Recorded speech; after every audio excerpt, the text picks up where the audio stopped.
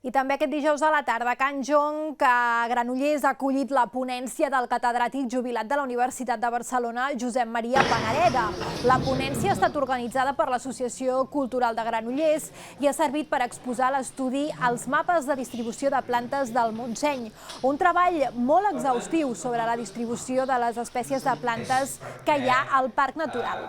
En total, al Montseny hi ha 1.500 espècies d'arbres i arbustos diferents. I l'estudi de Panareda ha resseguit quilòmetre a quilòmetre la quantitat i qualitat de cada una de les espècies al territori.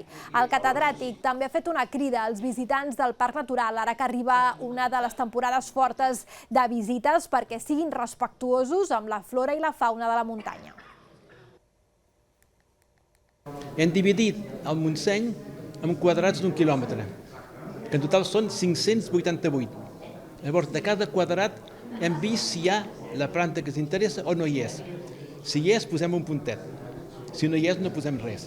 I el mapa que estem veient aquí, que és el mapa del faig, hi ha tants punts com quadrats on hi ha faig. I si t'hi fixes, són punts diferents. Els més senzills vol dir que n'hi ha pocs. Quan és una miqueta més gros, vol dir que n'hi ha força. I quan és un topus d'aquest més fosc, vol dir que n'hi ha molt.